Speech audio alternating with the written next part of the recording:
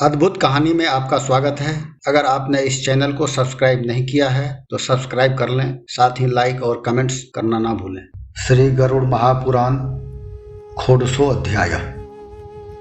इस अध्याय में मोक्ष धर्म निरूपणात्मक का वर्णन किया गया है। गरुड़ बोले, हे दया सिंधु, मैं यह सुन चुका हूँ कि अज्ञान के कारण जीव संसार में जन्म मरण के चक्कर में पड़ता है। अब मैं मोक्ष के सनातन उपाय को सुनना चाहता हूँ। हे भगवान, हे देव देवेश, हे शरणागत वत्सल, संपूर्ण दुखों से पूर्ण होने के कारण इस मलिन तथा सारहीन घोर संसार में अनंत जीवों के समूह नानाविध शरीरों में उत्पन्न होते और मरते रहते हैं। उनका कोई अंत नहीं है। वे सभी सदा दुखातुर रहते हैं। उनमें से कोई भी सुखी नहीं। हे मोक्ष देने वाले प्रभु, वे किस उपाय से मोक्ष प्राप्त कर सकते हैं, यह मुझे बतलाइए।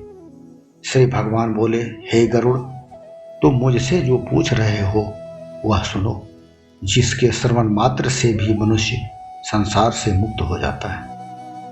परम ब्रह्म स्वरूप देव अर्थात परमात्मा निष्कल, कला रहित, शिव रूप, सर्वज्ञ, सर्वकर्ता, सर्वेश्वर, निर्मल और अद्वय यानी द्वैत भाव रहित है। वह परम ब्रह्म परमात्मा स्वतः प्रकाशमान, अनादि, अनंत, निर्विकार, परात्पर, निर्गुण और सच्चिदानंद स्वरूप है।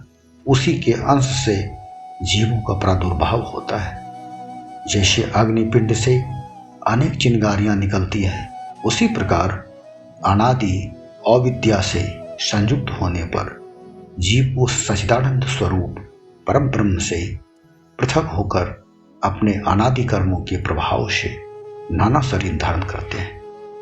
वे जीव सुखप्रद पुण्य कर्मों या दुखप्रद पाप कर्मों से नियंत्रित होकर नाना योनियों में तत्त जाति के अनुसार शरीर, आयु तथा अपने कर्मानुरूप भोग को प्रत्येक जन्म में प्राप्त करते हैं। उन जन्मों के अनंतर भी पुनः अति सूक्ष्म लिंग शरीर की प्राप्ति का अमिट क्रम मोक्ष प्राप्ति पर्यंत चलता रहता है। सांसारिक जीव सर्वप्रथम वृक्ष लतादि अस्थावर योनियों में उत्पन्न होते हैं, तदंतर कृमि कीटादि योनियों में, तत्पश्चात जलचर प्राणियों के रूप में, तब पक्षियों के रूप में, तब पशु योनि में और तदंतर अंत्यज आदि जातियों में असाध्य व्याधि युक्त क्षुद्र मनुष्य के रूप में जन्म लेने के पश्चात पुनर्जन्म में धार्मिक मनुष्यों के रूप में उत्पन्न होते हैं और तब देवता होते हैं तथा तत्पश्चात अगले जन्म में अपने सत्कर्मों तथा ध्यान योग्य फलस्वरूप मोक्ष के अधिकारी होते हैं। सहस्त्रों बार उद्भिज, अंडज, स्वेदज और जरायुज इन चारों प्रकार के शरीरों को धारण करके तथा उन शरीरों से छुटकारा पाकर अपने सत्कर्म के पुण्य फल से जीव मनुष्य योनि पाने पर यदि ज्ञानी हो जाता है तो वह मोक्ष को प्राप्त करता है। शरीरधारी जीवों की 84 लाख योनियों में से मानव योनि के बिना अन्य किसी भी योनि में तत्व ज्ञान प्राप्त नहीं हो पाता। इस 84 लाख योनियों में हजारों हजार करोड़ बार जन्म लेने के पश्चात ही जीव कदाचित अपने पुण्य संचय से मनुष्य योनि को प्राप्त करता है। मोक्ष के साधनभूत एवं अति दुर्लभ योनि में जन्म प्राप्त करके भी जो व्यक्ति आत्मोद्धार नहीं करता, उससे अधिक पापी इस संसार में और कौन हो सकता है। सबसे उत्तम मानव योनि में जन्म और सौष्ठव संपन्न सक्षम ज्ञानेंद्रियों और कर्मेंद्रियों को प्राप्त करके भी जो मूढ़ व्यक्ति आत्महित को नहीं जानता और उसे जानकर भी सिद्ध नहीं करता, वह ब्रह्मघातक हो जाता है। शरीर के सहयोग के बिना कोई भी मनुष्य धर्म, अर्थ और काम को तथा परम पुरुषार्थ मोक्ष को सिद्ध नहीं कर सकता। अतः वह अपने शरीर रूपी संपदा की रक्षा करे और उससे पुण्य कर्मों को संपादित करे। मनुष्य सर्वदा अपने आत्मा की रक्षा करे, उसका आत्मा ही सर्वविध कल्याण का भाजन होता है, अतः वह उसकी रक्षा का यत्न करे, क्योंकि जीवित रहने पर ही वह अपने जीवन में अपना कल्याण देख सकता है। मनुष्य को ग्राम, खेत, धन और गृह की प्राप्ति पुनः पुनरपि हो सकती है। वह शुभाशुभ कर्म को भी पुनः कर सकता है, किंतु वह इस शरीर को पुनः पुनः नहीं प्राप्त कर सकता। बुद्धिमान मनुष्य सदैव इस शरीर की रक्षा का उपाय किया करते हैं। कुष्ठ आदि पाप रोगों से पीड़ित रोगी भी शरीर को त्यागने की इच्छा नहीं करते। शरीर की रक्षा धर्म का आचरण करने के लिए करनी चाहिए, अर्थात शरीर की रक्षा का उद्देश्य यह होना चाहिए कि इसके माध्यम से धर्म का आचरण किया जाए। धर्माचरण का लक्ष्य होना चाहिए ज्ञान की प्राप्ति। ज्ञान का उद्देश्य होना चाहिए ध्यान योग। उस ध्यान योग से मनुष्य शीघ्र में मुक्ति पा सकता है। यदि मनुष्य स्वयं ही अपनी आत्मा को अपने अहित से निवारित नहीं करता, तो उसका उससे अधिक हितैषी अन्य कौन हो सकता है जो कि उसके आत्मा का उद्धार करेगा। जो मनुष्य इस लोक में इसी जन्म में नरक रूपी व्याधि की चिकित्सा नहीं कर लेता, वह औषधि रहित देश पर लोक में जाने पर उस नरक व्याधि से पीड़ित होने पर क्या करेगा। मनुष्य के शरीर में वृद्धावस्था व्याघ्री यानी बाघिनी के समान दबोच कर खून चूसने के लिए आती है। उसकी आयु टूटे फूटे न छिद्र युक्त घड़े में स्थित जल की समान समाप्त होती जाती है और रोग उस पर शत्रु की भांति प्रहार करते। अतः उसको अपने लोक परलोक को सुधारने के लिए श्रेयस्कर कार्य यानी धर्माचरण, ज्ञान प्राप्ति और ध्यान योग का अभ्यास करना चाहिए। जब तक दुख नहीं आ जाए, जब तक विपत्ति नहीं आती और जब तक इंद्रियां शिथिल नहीं पड़ती, तब तक मनुष्य श्रेयस्कर धर्म कर्म को निरंतर करता रहे। जब तक यह शरीर स्वस्थ रहता है, तब तक मनुष्य को तत्व ज्ञान का अभ्यास करते रहना चाहिए। ऐसा दुर्बुद्धि मनुष्य कौन हो सकता है जो कि अपने घर में आग लगा जाने पर कुआं खोदना प्रारंभ करता है। नाना सांसारिक कार्यों में व्यस्त रहने से काल का ज्ञान ही नहीं हो पाता। खेद है कि मनुष्य यह नहीं समझ पाता है कि वास्तविक सुख कैसे प्राप्त होता है और दुख का कारण क्या है तथा अपना हित कैसे हो सकता है। इस जगत में उत्पन्न मनुष्यों को रोग आदि से आर्त, मृत्यु को प्राप्त, आपदग्रस्त और दुखी देखकर भी यह लोक समुदाय मानो मोह रूपी मदिरापान से मदोन्मत्त रहने के कारण जरा मृत्यु और नरक यातना आदि से भयभीत नहीं होता। धन संपत्तियां स्वप्न के क्षण क्षणभंगुर है। यौवन भी उस पुष्प के समान है जो कुछ दिनों के लिए पश्चात मुरझा जाता है, और मनुष्य की आयु आकाश में चमकने वाली बिजली के समान चंचल है। इस तथ्य को जानते हुए किस मनुष्य को धैर्य हो सकता है, अर्थात इस क्षण भंगुरता से अवगत कोई भी ज्ञानी मनुष्य निश्चित नहीं रह सकता। मनुष्य के लिए 100 वर्ष का जीवन भी अत्यल्प है। उस जीवन का आधा भाग निद्रा और आलस्य में बीत जाता है। जो अल्प जीवन शेष रहता है वह भी बाल्यावस्था में, नाना रोगों में, वृद्धावस्था में तथा नाना दुखों को झेलने में निष्फल बीत जाता है। जो कार्य प्रारंभ करने योग्य है, अर्थात मोक्ष लाभ के लिए जो धर्माचरण, ज्ञान लाभ और ध्यान योग आदि करना चाहिए, उसके विषय में कोई प्रयास न करने वाला, जिस ब्रह्मचिंतन आदि के विषय में जागरूक रहना चाहिए, उस विषय में प्रयास रहित होने से सोए रहने वाला और भय के स्थान यानी इस नश्वर तथा क्षण भंगुर संसार में विश्वास रखने वाला कौन अभागा मनुष्य काल के द्वारा नहीं मारा जाता। जल में उठने वाले फैन या बुदबुद के समान अल्पकाल तक स्थित रहने वाले क्षण भंगुर शरीर को प्राप्त करके जीवात्मा उसमें निवास करने लगता है। इस शरीर में निवास उसको अति प्रिय लगता है, किंतु यह शरीर अनित्य है। तब भला इनमें निवास करने वाला जीवात्मा निर्भय होकर कैसे रह सकता है। जो मनुष्य अहितकर विषय वासना को ही अपना हितकार कहे, अनित्य देह, गेह आदि को ही सदा अस्थायी समझे और अनर्थकर धन संपदादि को ही अपने लिए अर्थकर अर्थात प्रयोजन सिद्धि की वस्तु समझे, वह अपने वास्तविक अर्थ यानी कि मोक्ष प्राप्ति के उपाय स्वरूप आत्मज्ञान और ध्यान योग रूप प्रयोजन को नहीं जानता। ईश्वर की माया से मोहित होने के कारण मनुष्य आंखों से देखते हुए भी गिर पड़ता है, अर्थात आत्मज्ञान और ध्यान योग से मोक्ष होता है। यह तथ्य जानते हुए भी मोक्ष मार्ग से भ्रष्ट हो जाता है। वह ज्ञान की बातों या आत्मज्ञान विषयक उपदेशों को सुनते हुए भी उनके तात्पर्य का बोध नहीं कर पाता और धर्म एवं मोक्ष की प्राप्ति उपायों का प्रतिपादन करने वाले शास्त्रों को पढ़ते हुए भी उनके अर्थ को नहीं जान पाता है। मृत्यु, रोग और वार्धक्य यानी बुढ़ापा रूपी ग्राहों के द्वारा काल रूपी गहरे सागर में डुबाए जाते हुए इस जगत को कोई नहीं जान पाता। प्रतिक्षण क्षीण होते हुए जीवन काल का ज्ञान उसी प्रकार नहीं हो पाता जिस प्रकार जल के अंदर स्थित कच्चे घड़े के विगलित होने का ज्ञान नहीं हो पाता। वायु को बांधने, आकाश को खंड खंड करने और जल की तरंगों को परस्पर बांधने की कल्पना भले ही सार्थक हो सकती है, किंतु मनुष्य की आयु के शाश्वत होने के विषय में आस्था करना समुचित नहीं है। जो काल समस्त भूमंडल को दग्ध कर सकता है, मेरू पर्वत को चकनाचूर कर सकता है और सागर के जल को सुखा सकता है, उससे मनुष्य के शरीर के बच सकने की बात ही क्या कही जा सकती है। यह मेरा बालक है, यह मेरी पत्नी है, यह मेरी धन संपदा है और ये मेरे बंधु बांधव, ऐसा कहने वाले मनुष्य रूपी बकरे को काल रूपी भेड़िया बलात् मार डालता है। मैंने यह कार्य कर लिया, यह करना है और यह अन्य कार्य कुछ किया जा चुका है और कुछ अभी अधूरा पड़ा है, इस प्रकार की इच्छा और चेष्टा वाले मनुष्य को यमराज अपने अधीन करके ले जाता है।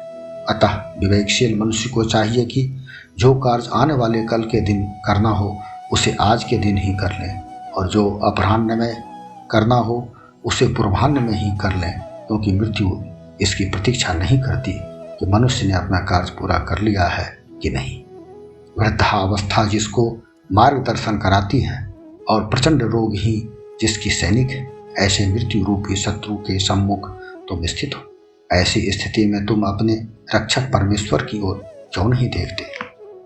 तृष्णा रूपी सुई से इंधे हुए, विषय वासना रूपी घृत से सींचे हुए और राग द्वेष रूपी अग्नि में पके हुए मनुष्य को मृत्यु खा जाता है। यह जगत ऐसा है कि इसमें बालकों, युवकों, वृद्धों और यहाँ तक कि गर्भस्थ भ्रूणों सहित सभी को मृत्युग्रस्त कर लेती है। जब यह जीव अपने शरीर को भी इस जगत में त्याग कर यमलोक को चला जाता है, तब स्त्री, माता, पिता, पुत्र आदि के साथ संबंध किस हेतु से, किस प्रयोजन से रखा जाए। दुखों का कारण यह संसार ही, जो इस संसार से संबंध रखता है वही दुखी है। जिसने इस संसार का त्याग कर दिया वही सुखी है, दूसरा कोई भी कहीं सुखी नहीं हो सकता। सभी दुखों के जनक, सभी विपत्तियों के घर और सभी पापों के आश्रयभूत इस संसार को तत्क्षण त्याग दे। लोहे और लकड़ी के पासों के बंधन से बंधा हुआ पुरुष मुक्त हो सकता है, किंतु पुत्र और पत्नी रूपी पासों से बंधा हुआ पुरुष कभी भी मुक्त नहीं हो सकता। मनुष्य इस जगत में अपने मन को प्रिय लगने वाले जितने अधिक संबंध बनाता है, उसके हृदय में उतने ही अधिक शोक रूपी कील कांटे करते जाते हैं। हाय, यह खेद की बात है कि मानव देह में स्थित और शब्द, स्पर्श, रूप, रस, गंध जैसे विषयों का आहार करने वाले इंद्रिय रूपी चोरों ने इस लोक के समस्त धन को अपहृत करके इस लोक को विनष्ट कर दिया है। जैसे मांस लोलप मछली मांस से लपेटी हुई लोहे की शंकुश को नहीं देख पाती, उसी प्रकार विषय वासना रूपी सुख का लोभी मनुष्य यम की बाधा को नहीं देख पाता। हे गरुड़, जो मनुष्य अपने हित और अहित को नहीं जानते, नित्य कुमार्ग को में चलते हैं और मात्र अपने उदर पूर्ति में संलग्न रहते हैं, वे नरक में गिरते हैं। आहार, निद्रा, भय, मैथुन की मूल प्रवृत्तियां सभी प्राणियों में समान रूप से रहती है। उन सभी प्राणियों में से जो ज्ञानवान है उसको मानव कहा गया है और ज्ञान रहित प्राणी को पशु कहा गया है। मूर्ख मनुष्य प्रातःकाल मलमूत्र के वेगों से, मध्याह्न में भूख और प्यास से और रात्रि के समय काम वासना और निद्रा से पीड़ित होते। हाय, यह खेद की बात है कि अज्ञान से मोहित सभी जीव अपने शरीर, धन और पत्नी आदि में आसक्त रहने के कारण बार बार जन्म लेते और मरते रहते हैं। अतः संग अर्थात स्त्री पुत्र आदि में और धन संपदा आदि में आसक्ति सदैव त्याज्य है। यदि उसका सर्वथा त्याग न कर सके तो संत महात्माओं की संगति में रहे क्योंकि संत जन की सांसारिक संग रूपी रोग की औषधि है। सत्संग और विवेक दोनों ही मनुष्य के निर्मल नेत्र हैं। जिसके पास ये दोनों नेत्र नहीं है वह अंधा मनुष्य कुमार्गगामी क्यों नहीं होगा, अर्थात ऐसा मनुष्य निश्चय में अधर्मी और असदाचारी होगा। अपने अपने वर्ण और आश्रम के लिए धर्म रूप में विहित कर्तव्यों और आचारों का पालन करने वाले सभी मनुष्य परम धर्म को नहीं जानते तो वे दंभचारी व्यर्थ में नष्ट हो जाते। कुछ मनुष्य तपश्चर्चा आदि नाना क्रियाकलापों में आयासशील रहते हैं तथा कुछ अन्य मनुष्य व्रत उपवास आदि में संलग्न रहते हैं। अज्ञान के आवरण से आच्छादित आत्मा वाले अनेक ढोंगी और ठग भी साधुओं के वेश को धारण करके विचरण करते हैं। कर्मकांड में संलग्न मनुष्य स्वर्ग आदि के फलों के नाम मात्र से संतुष्ट रहते हुए वैदिक मंत्रोच्चार और होम आदि कृत्यों तथा विस्तृत विधि विधानों और विपुल सामग्रियों वाले विस्तृत यज्ञों के संपादन में ही उलझे रहते हैं। मेरी माया से मोहित कुछ मनुष्य एक भुक्त अर्थात अहोरात्र में मात्र एक ही बार भोजन करने वाले या पूर्णतः उपवास करने वाले तथा शरीर को कृष्ण बनाने वाले कृच्छ चांद्रायण आदि व्रतों और नियमों का पालन करके परोक्ष तत्व या मोक्ष को प्राप्त करना चाहते। अपनी देह को पीड़ित करने से भला अज्ञानी मनुष्यों को कैसे मुक्ति मिल सकती? क्या वाल्मीकि बौबी या दीमक के टीले को पीटने से उसके अंदर रहने वाला महासर्प कभी नहीं मरा है? बड़ी लंबी जटाओं वाले और मृग चर्म को धारण करने वाले साधु सन्यासियों का वेश धारण किए हुए अनेक दंभी पाखंडी लोग भी ज्ञानियों के समान दिखावा करते हुए लोक में भ्रमण करते हैं और अपने अनर्गल प्रवचनों से जनता को भी भ्रम में डालते हैं। जो मनुष्य सांसारिक सुखोपभोग में आसक्त रहे और साथ ही साथ अपने को ब्रह्मज्ञानी भी कहे वह सांसारिक कर्म मार्ग और ब्रह्म ज्ञान की प्राप्ति के दोनों मार्गों से ही भ्रष्ट हो जाता है। अतः उसको चांडाल के समान त्याग देना चाहिए। घर और वन में समान रूप से निर्लज्ज और नंगे रहकर गधे आदि पशु भी विचरण करते हैं, तो क्या इस प्रकार के आचरण से वे संसार से विरक्त हो जाते हैं? कभी नहीं। यदि मिट्टी और भस्म धारण कर लेने मात्र से ही मनुष्य मुक्त हो जाते तो जो कुत्ता नित्य ही मिट्टी और भस्म में पड़ा रहता है क्या वह भी मुक्ति को प्राप्त कर लेगा? घास पात पत्तों और जल का आहार करने वाले एवं नित्य वन में रहने वाले श्रृगाल यानी सियार चूहे और मृग आदि पशु भी क्या तपस्वी योगी हो जाते हैं? अर्थात अन्न त्याग देने और ग्राम या नगर में निवास छोड़कर वन में निवास करने मात्र से कोई व्यक्ति योगी या सन्यासी नहीं हो जाता। शूकर आदि पाप योनियों के पशु वर्ष भर शीत वात और आतप को खुले आकाश के नीचे रहकर सहन करते हैं और भक्ष अभक्ष का कोई विचार नहीं करते, तो क्या वे योगी हो सकते हैं? मेढक मछली आदि जलचर जीव जन्म से लेकर मृत्यु पर्यंत गंगा आदि पवित्र नदियों में रहते हैं, तो क्या वे योगी हो जाते हैं? अर्थात पवित्र नदियाँ या तीर्थों में निवास करने मात्र से कोई व्यक्ति योगी नहीं हो जाता। कबूतर कंकन पत्थर खा लेते हैं और चातक कभी भी भूमि पर स्थित जल को नहीं पीते, क्या वे इस प्रकार के कठिन आचरण से व्रती हो जाते हैं?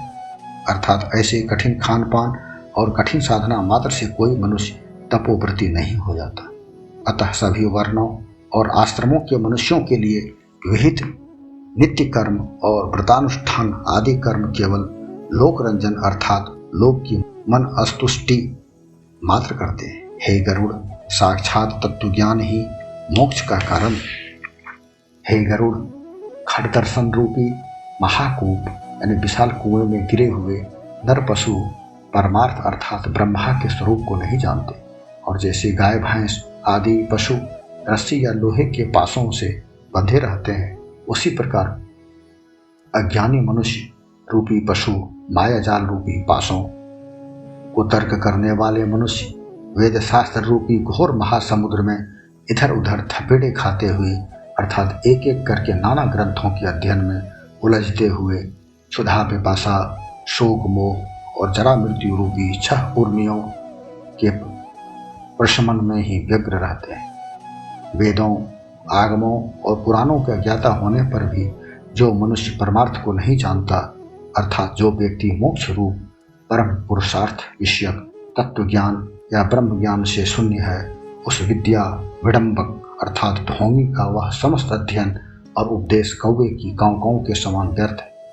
परम तत्व अर्थात परात्पर ब्रह्म से परांगमुख मनुष्य अपने अभिमत अभिष्ट शास्त्र विशेष को यही परम ज्ञान का विषय है और यही ये ऐसा समझकर उसी की चिंता से व्यग्र होकर रात दिन उसी का अध्ययन करते रहते हैं।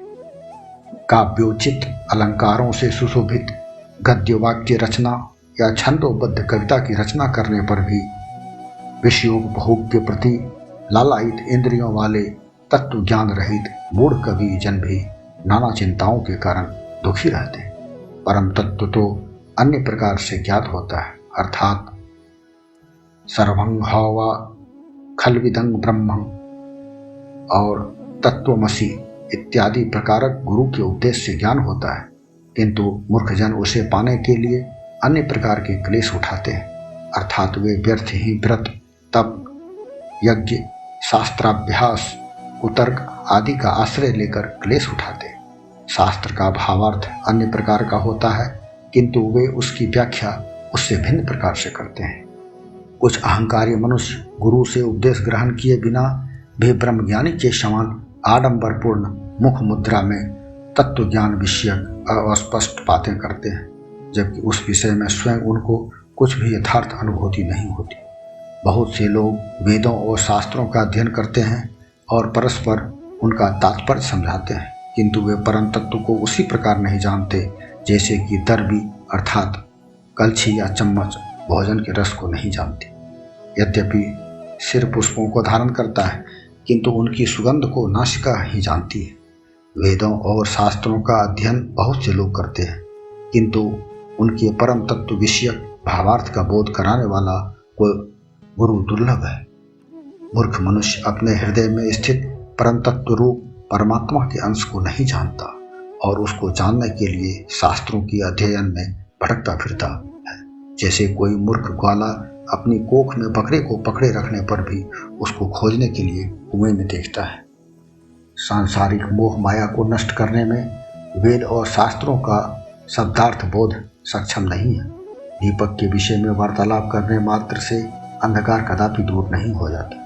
बुद्धिहीन मनुष्य के लिए वेद शास्त्र आदि का अध्ययन अंधे को दर्पण दिखलाने के समान निरर्थक है। अतः बुद्धिमान मनुष्य को ही वेद शास्त्र आदि के अध्ययन से तत्व ज्ञान लक्षित हो सकता है। जो व्यक्ति वेद शास्त्र आदि विद्याओं की प्रत्येक विधा और तद विषयक ग्रंथ के बारे में यह मानता है कि इसमें भी ज्ञान की बातें हैं और यह भी जानने योग्य है और इस प्रकार की विचारधारा बनाकर सभी कुछ सुनना या पढ़ना चाहता है, वह देवताओं की वर्ष गणनानुसार 1000 वर्षों की आयु प्राप्त करने पर भी शास्त्रों का पार नहीं पा सकता। शास्त्र अनेकानेक हैं, आयु अत्यल्प है और जीवन पर्यंत करोड़ों विघ्न आते रहते हैं। अतः जैसे हंस जल में से दूध को निकाल लेता, उसी प्रकार बुद्धिमान मनुष्य को शास्त्रों का सारांश अर्थात तत्व ज्ञान प्राप्त करना जान लेना चाहिए। बुद्धिमान मनुष्य वेद शास्त्रों का अध्ययन करके उसमें से तत्व ज्ञान को प्राप्त करके उन सब वेद शास्त्रों को उसी प्रकार त्याग दे जैसे कि धान को चारने वाला कृषक पुआल में से धान को निकालकर पुआल को त्याग देता है। हे गरुड़, जैसे अमृतपान से तृप्त हो जाने पर भोजन का कोई प्रयोजन नहीं रह जाता, अर्थात भोजन की कोई आवश्यकता नहीं रहती, उसी प्रकार जिस मनुष्य को तत्व ज्ञान हो जाता उसके लिए शास्त्र के अध्ययन का कोई प्रयोजन नहीं रह जाता। हे वैनते गरुड़, न तो वेदों के अध्ययन से न शास्त्रों के अध्ययन से ही मोक्ष की प्राप्ति हो सकती है। एकमात्र तत्व ज्ञान से ही मोक्ष मिल सकता है, अन्यथा नहीं। मोक्ष प्राप्ति का उपाय न तो आश्रम धर्म का पालन और न दर्शन शास्त्रों का अध्ययन। इस प्रकार के व्रतोपवास तप और यज्ञ आदि कर्म भी मोक्ष प्राप्ति के उपाय नहीं है। केवल तत्व ज्ञान ही मोक्ष प्राप्ति का कर्म है। एकमात्र गुरु की वाणी ही मोक्ष देने वाली है, अर्थात गुरु से उपदेश रूप में प्राप्त तत्व ज्ञान से ही मोक्ष प्राप्त हो सकता है। इन दृष्टि से अन्य सब विद्याएं विडंबना मात्र है। काष्ठ के हजारों गट्ठरों की अपेक्षा एक संजीवनी लता ही परम उपयोगी है।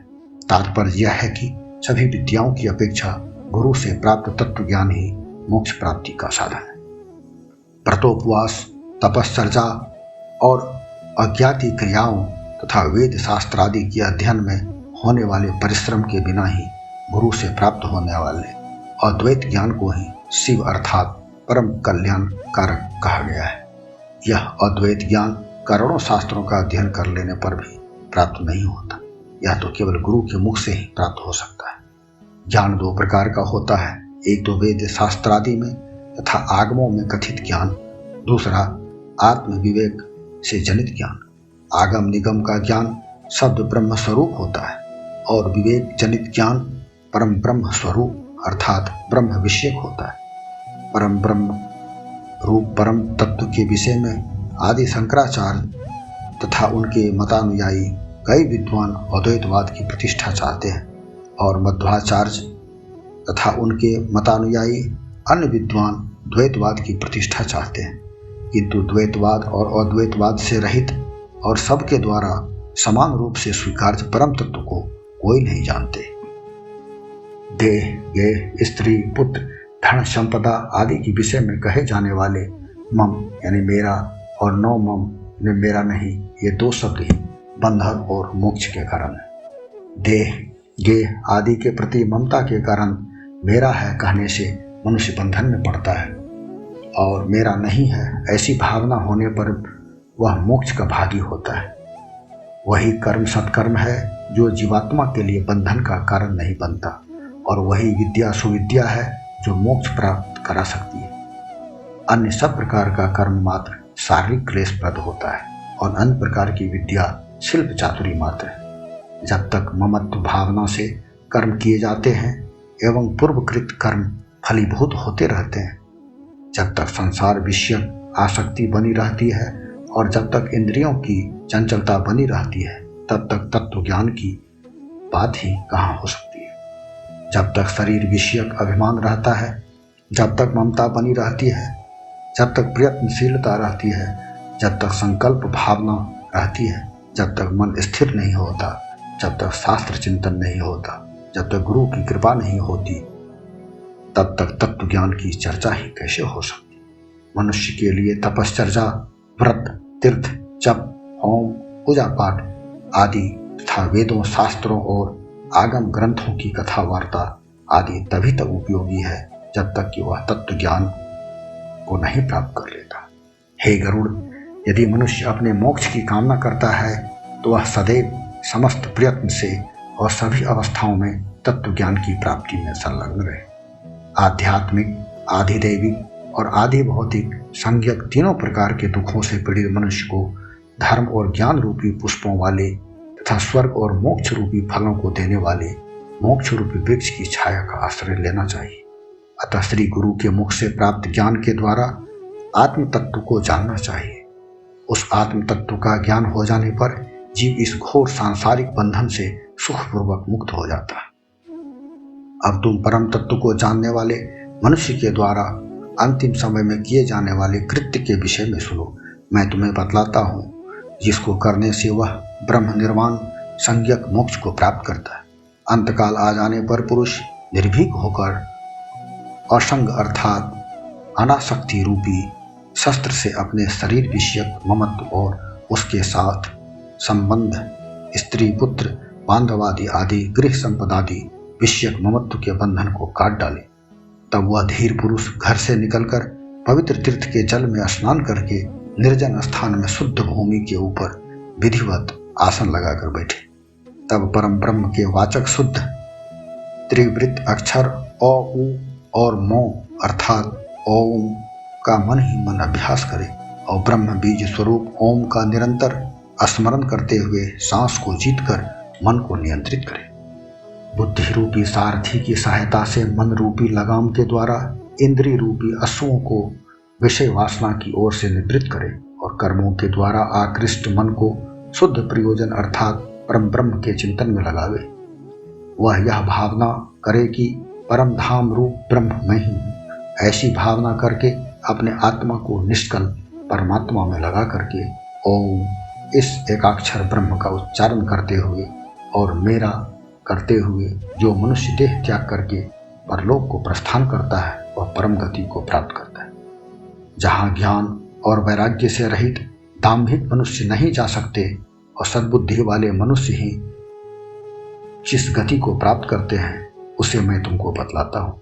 अभिमान और मोह से रहित पुत्र, स्त्री, धन, संपदा आदि की आसक्ति रूपी दोष पर विजय प्राप्त कर लेने वाले, नित्य आध्यात्म ज्ञान परायण अर्थात सदा परमात्मा के स्वरूप के चिंतन में संलग्न रहने वाले तथा समस्त कामनाओं अर्थात विषय उपभोग की अभिलाषाओं से रहित और सुधा विपाशा, शीत उष्ण और सुख दुख के द्वंद्वों से मुक्त ज्ञानी जन ही उस शाश्वत और अविनाशी परम पद को प्राप्त करते हैं। जो मनुष्य राग द्वेष रूपी मल को छुड़ाने में समर्थ, सत्य रूपी जल वाले और ज्ञान रूपी सरोवर वाले मानस तीर्थ में स्नान करता है वही मोक्ष को प्राप्त करता है। पूर्ण परम ब्रह्म में दृष्टि को केंद्रित रखने वाला और निर्मल आत्मा वाला जो मनुष्य दृढ़ वैराग्य को धारण करके अन्य विषयों का चिंतन त्याग करके अन्य भाव से मेरा भजन करता है वही मोक्ष को प्राप्त करता है। जो मनुष्य सांसारिक जीवन से कृतकृत्य होकर मृत्यु की उत्कंठा से गृह त्याग करके तीर्थ में निवास करता है और मुक्ति देने वाले क्षेत्रों में देह त्याग करता है वही मोक्ष प्राप्त करता है। अयोध्या, मथुरा, मायापुरी अर्थात हरिद्वार, काशी, कांची, अवंती यानी उज्जैनी और द्वारिका ये 7 पुरियां मोक्षदायिनी। हे गरुड़, मैंने यह सनातन मोक्ष धर्म तुमको बतला दिया है। इसे ज्ञान और वैराग्य के साथ सुनकर के मनुष्य मोक्ष को प्राप्त करता है। तत्वज्ञानी मोक्ष को प्राप्त करते हैं, धार्मिक मनुष्य स्वर्ग को प्राप्त करते हैं, पापी मनुष्य प्रेत योनि में या नरक में दुर्गति को प्राप्त करते हैं और पशु पक्षी आदि जीव संसार में पुनः पुनः जन्म ग्रहण करते रहते हैं।